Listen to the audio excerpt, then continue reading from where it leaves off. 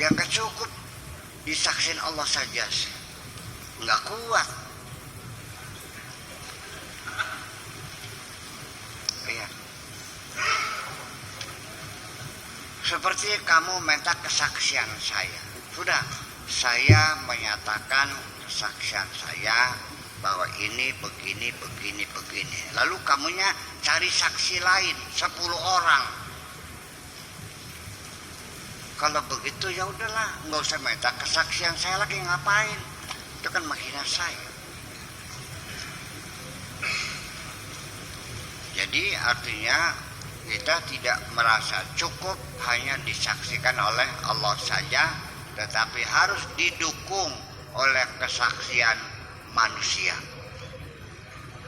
Itu, disitulah letak dosanya. Maka Gusti Allah beli doyan di amalmu yang seperti itu. Nggak suka, aku nggak suka. Jel cek masih PKP orang kan. Itu kata bahasa sininya mah.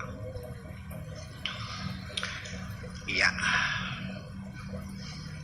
Nah itu hal semacam itu selalu menyertai setiap kita ingin berbuat baik.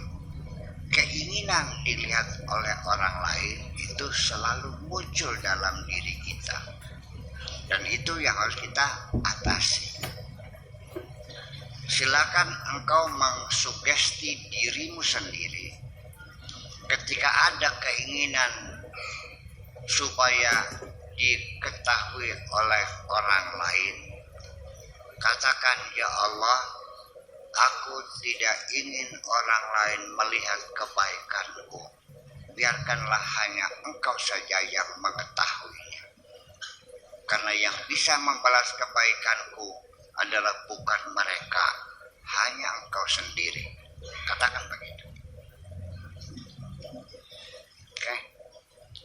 Dan bagiku cukup hanya engkau saja sebagai saksi, dan katakan wa kafa billahi syahida. Ya. Jadi yang menegur hatimu adalah dirimu sendiri. Katakan, janganlah minta kesaksian siapapun, biar cukup Allah saja yang menjadi saksi. Wa kafa billahi syahida. Selalu, siapapun, saya juga sadar itu selalu datang mengganggu hati saya. Mau sedekah sama orang, ada bisikan, ntar dikasihkannya kalau sudah banyak tamu. Sekarang mah nggak ada orang, nggak ada yang tahu. Gitu. Minimal kan kalau orang leto kan kamu harga dirinya semakin tinggi, semakin dihormati orang. Jadi penyakit ria itu ujung-ujungnya mah adalah menuntut ingin dihormati oleh orang.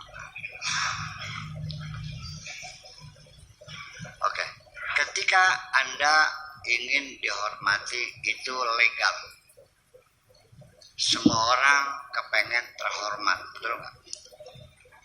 Ada nggak orang yang ingin terhina?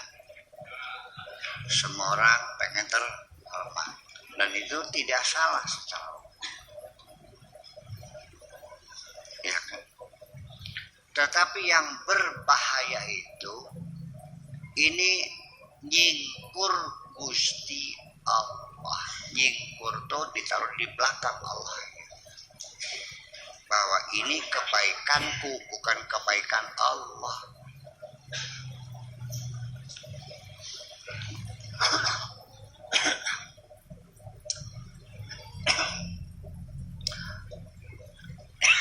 Anda tidak salah ingin dihormati, silahkan. Tetapi di balik itu Anda ingin menyembunyikan kebaikan Allah, dan Anda ingin mengedepankan kebaikanmu di atas kebaikan Allah. Dan sehingga Anda melarang orang bersyukur kepada Allah, tapi engkau berterima kasihlah kepadaku karena ini aku yang berbuat baik. Kunyuk nggak? Paham nggak? Apa perlu saya ulangi lagi? Masa boleh paham-paham lah. Iya, makanya kalau Anda ukurannya dengan standar ngaji fikih, nggak nyambung ngomong begini.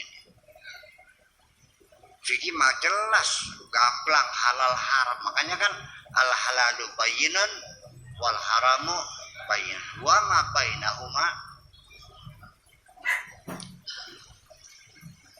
Kalau haram mah gak usah belajar, udah gamblang kok. Orang goblok juga ngerti. Karena tidak perlu menggunakan perasaan halus, ya kan gitu. Cukup dengan otaknya kasar paham.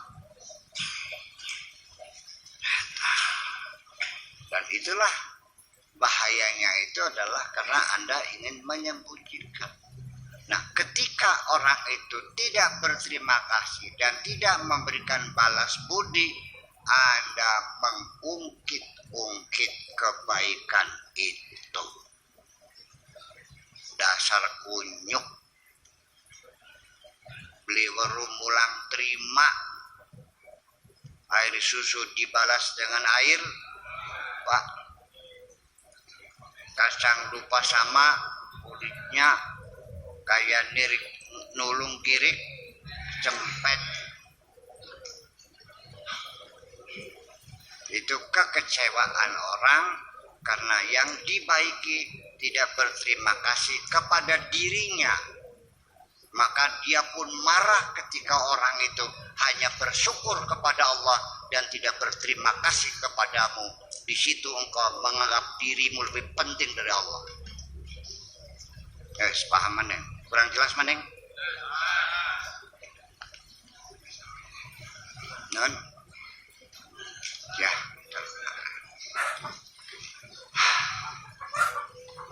Ini ngaji bukan ngaji olah otak, ini olah rasa. Olah rasa.